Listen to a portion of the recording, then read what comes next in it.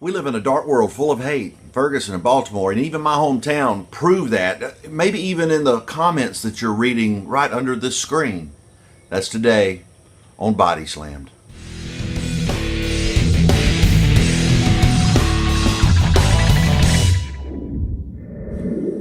Recently in my hometown, I had two police officers that were shot and killed in the line of duty, and the stories about that were published on Facebook. But that was an awful thing to read.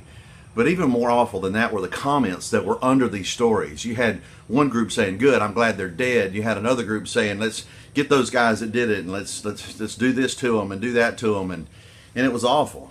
I know here recently some friends of mine in this podcast, or in these podcasts that you see on this channel, you have Pastor Bob that had someone say, "I hope you die and I hope you go to hell," because they disagreed with what he said. And they did it under the guise of Christianity. God is what? God is love. And there is nothing about the person that said that has love in it. You cannot, as a Christian, hope anyone goes to hell, whether they're your friend, your enemy, or the Antichrist. You can't possibly, with Christ in your heart, wish hell and hope anyone goes to hell. It's an awful thing. A friend of mine named Jamie makes some comments that he is sharing from his heart, and people just pile on the hate. That's one thing. You got some folks that just disagree with him, and that's okay. But whenever they start being personal, it's a different thing. It's not love. It's an awful thing. And here's what I think about it. At where I'm at in my life, I don't have to acknowledge hate at all. I'm not going to sit there and argue with you. I don't have to agree with you. I don't have to sit there and bicker back and forth with what I think is right because of what you think is wrong or what you think is right. And I'm just not at a place where I have to do that. I'm going to share what God's laid on my heart, and I hope it helps people. I hope it helps you. But it's okay if people want to discuss things, but I'm not going to fight. I'm not going to talk with hatred. I'm going to love you. You've heard me talk about the guy that did me some damage, and I call him Old Ding Dong.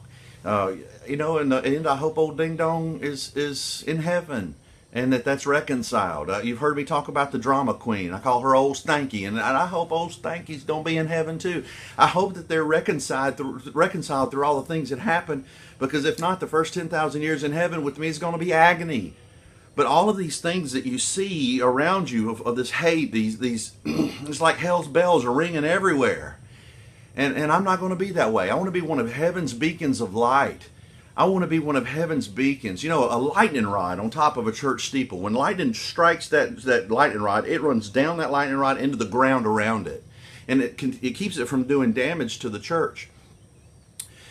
I want to be God's lightning rod so he can strike me with his love, and then his love comes out of me into the world around me. I use my Facebook page to bring laughter and joy and happiness to those I hope that read it. I don't get on there, "Oh, I got a headache," and "Oh, I can't believe this. Look at my toe. I got a busted toe." That's not what I do with my Facebook page, and it's not what I try to do with my friends in real life. I have a lot of things that may be going on, but it's not your fault, and I'm not going to try to bring you down with it. So I hope that you understand my heart when I tell you that we are to be God's beacons of light, not hell's bells ringing around us.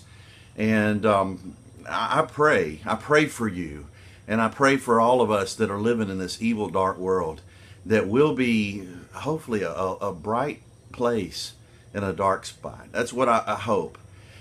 And that God will strike us with his love, and that we can give them heaven.